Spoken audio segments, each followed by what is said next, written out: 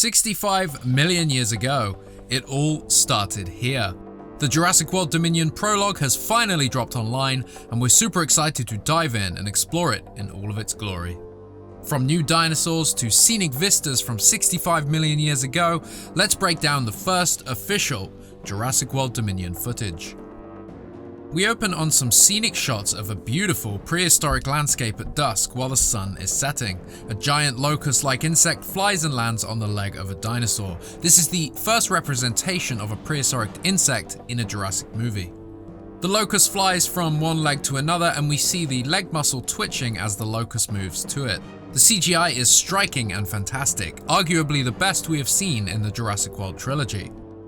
As the dinosaur begins to move forward, we see more of the towering titans, revealing that they are Giganotosaurus, a herbivorous sauropod that lived during the Cretaceous period in Argentina, roughly 70 million years ago. As you can no doubt glean from its name and on-screen depiction, it was one of the largest land animals to ever exist.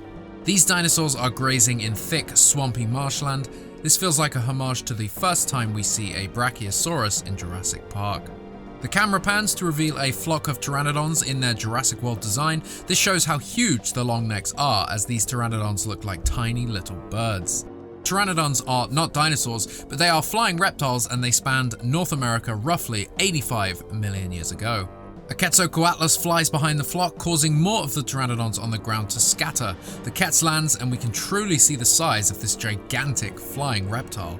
The Quetzalcoatlus is another species of flying reptile, one of the largest to ever exist, with wingspans over 36 feet across.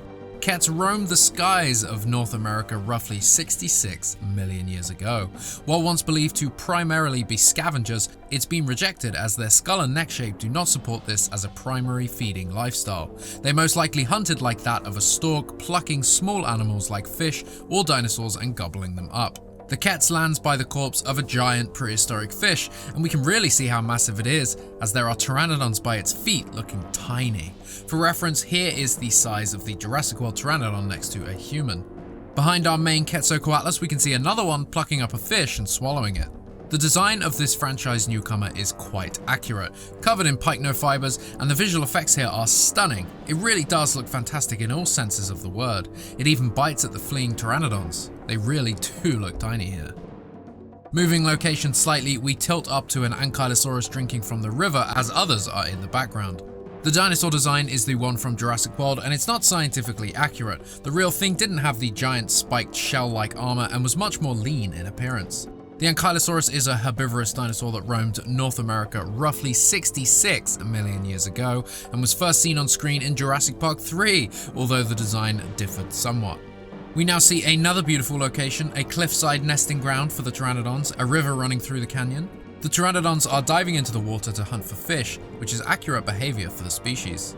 It's interesting to note that some seem to have slightly different coloring and better posture than their Jurassic World counterparts, but overall, it's the same design. They lack the pycnofibers of their ancestors and the longer crests that the males of the species were known to sport. We then cut to the inside of a cave and see the Jurassic franchise's first fully feathered dinosaur, an oviraptor. The oviraptor is a small theropod dinosaur that lived in Asia roughly 73 million years ago during the Cretaceous period. With a beak not unlike that of a parrot, it's believed to be omnivorous, feeding mostly on small nuts and seeds and sometimes on small prey. The oviraptor prances through this cave. The animation is incredibly nuanced and natural, and immediately a favorite due to this and its striking white feathers, which are animated beautifully. It approaches a nest of eggs and begins to peck at one, cracking it open. Now, this behavior is based on outdated science. When the oviraptor was first found fossilized with eggs, it was presumed it had been stealing them to eat. We now know, however, that the eggs belonged to the dinosaur itself and that it was roosting upon them. However, the oviraptor still potentially ate eggs, though it certainly wasn't its normal diet. For some reason, despite most of the dinosaurs in this preview having the correct wrist position, like how the T-Rex had its arms updated, the oviraptor uses the old-school Jurassic Park bunny hands anatomy and lacks proper wing feathers. However, the rest of its design and the animation still make it top tier. We never see what species egg the oviraptor was pillaging, but we do hear it growl at the end. We then cut to a gorgeous shot of a giant herd of Nasutoceratops migrating. This species was first seen in Battle of Big Rock, and the design remains mostly the same. The Nasutoceratops is a ceratopsian herbivore that roamed North America roughly 75 million years ago. While the Jurassic World design has some deviations from the real-world animal, this is one of the most accurate depictions in the series, and it really does look great. We should note the sexual dimorphism, such as the male with the broken horn and the babies. We're seeing a large herd of this species raid through the shallow river together, and the more you look, the more there is to see. Like this adorable dinosaur rolling in the river right here. This scene brings back the awe, the majesty, and the wonder of seeing dinosaurs for the first time. They really feel like real animals once again, and captivate the imagination. We then see a small, feathered Morus intrepidus picking gunk from the teeth of a very large carnivore. The Morus intrepidus is a small carnivore and represents the earliest known tyrannosaurid in North America, living roughly 96 million years ago. We can assume the one in the movie is a juvenile, as the real animal was larger, roughly the size of a deer. It pecks at the teeth, awakening the much larger dinosaur, which causes the Morus to scamper off. We can now see that this giant dinosaur is the Giganotosaurus. First revealed to be the new big bad dinosaur in the movie by Dr. Grant himself, the Giganotosaurus is a carnivorous Carcharodontosaurus belonging to the Allosauridae superfamily clade, which lived in Argentina roughly 98 million years ago. This dinosaur was large, and some paleontologists believe it may have grown slightly larger than the T-Rex. For some weird reason, an iguanodon is grazing right next to the Giga as it rises. The iguanodon was a herbivorous dinosaur that roamed in Asia, Europe, and North America roughly 124 million years ago. It has robust forelimbs with distinctive large thumb spikes. It belongs to the Ornithopoda clade, which species like the Parasaurolophus also belong to. The iguanodon looks like a beefier version of the Jurassic World Alive design. These dinosaurs are grazing on grass. While grass began to appear and evolve in the late Cretaceous period, it most likely did not look like this yet. However, a lot of the other trees and plant life capture the overall feeling of the Cretaceous period, even though they aren't exactly one-to-one. The Giga rears up, giving us our first look at its design.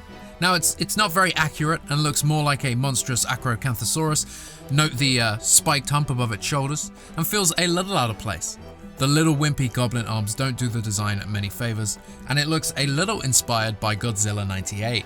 The iguanodon clears out quickly, revealing behind it the Tyrannosaurus Rex. As the Rex approaches, it's worth noting the smaller details of this frame. There are prehistoric birds flying in the background away from the upcoming battle, further breathing life into this gorgeous location.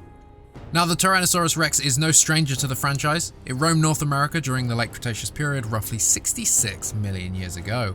It largely looks like its Jurassic Park counterpart that we all know and love. However, it has some light feathering.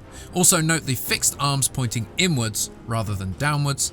As the two dinosaurs begin to circle one another, we see the Giga's more armored crocodilian-like appearance, and behind the Rex we can see flying reptiles in the sky, this one likely being a Quetzalcoatlus. It's pretty amazing to finally see feathers on dinosaurs like this, and it's quite striking to see a prehistoric version of a Jurassic dinosaur that we all know and love so well. The animation, the cinematography, everything really complements this scene.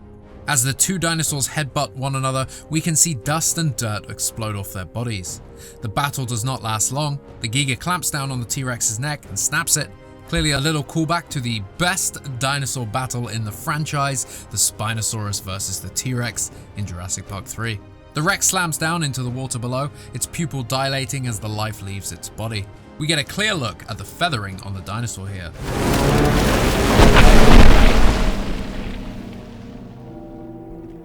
A mosquito lands on the T-Rex's snout and begins to suck its blood after it dies. We can presume it soon after landed on a tree and became encased in the sap, eventually becoming amber.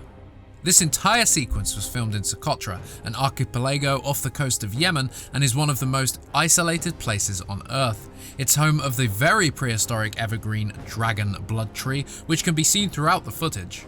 So most of the species were separated by millions of years and did not live with one another, perhaps none more glaring than the T-Rex and the Giga, who were separated by 30 million years, half the amount of time we've been separated from the dinosaurs. The two dinosaur species also lived on different land masses. They would have never crossed paths. With that said, most of the species belong to the late Cretaceous period in North America, so ultimately, this scene should be viewed as a fictionalized abstract depiction of prehistory, and perhaps not the factual basis of prehistoric times in Jurassic World's universe. All the same, this scene really is beautiful. The dinosaurs' behaviors on display are incredibly naturalistic, and this feels like something truly special. And then we cut to modern day. A US Fish and Wildlife helicopter with a spotlight flies into frame. It's searching for something. We know from Jurassic World Evolution 2 that the US Fish and Wildlife is tasked with tracking dinosaurs on the mainland and capturing and relocating nuisance species. In the game, Claire and Owen work for this department, and this is likely reflected in the movie too. While some captured dinosaurs are relocated to Pennsylvania, others are relocated to a mysterious third-party location in which Claire and Owen are in the dark about. We believe this to be a biosyn location. But anyway, back to this scene, the helicopter flies over thick forest land, a small town looming in the distance. Its searchlight is looking down into the forest. We cut to ground level and get our first look at this modern day T-Rex running through the forest. This is the Rex from Jurassic Park and the Jurassic World films, and she looks better than ever. Note her arm posture remains facing inward and scientifically accurate during present day also. We see the DFW guys in the helicopter and can see the various logos on their clothing and on the helicopter itself. Now check out this shot, doesn't it look great? And terrifying. We cut into a drive-in movie theater which is playing the intermission video. The license plates on the vehicle show this takes place in Oregon. A child with a popcorn bucket walks through the frame and reacts to the oncoming T-Rex. Interesting to note that this is Colin Trevorrow's son, and isn't his first time seeing a dinosaur. This kid was also in the petting zoo at Jurassic World. Fleeing the helicopter, the T-Rex enters the drive-in and chaos ensues. The giant feet stomp through the cars as people scatter in all directions. We see a couple awkwardly making out, seemingly for the first time in their entire lives. We see the T-Rex in all her glory here, with the cinema projection backlighting her. We can see she's been given a slight redesign to better reflect her appearance in Jurassic Park. She's got a bulkier body, more defined cranial ridges, more defined colors.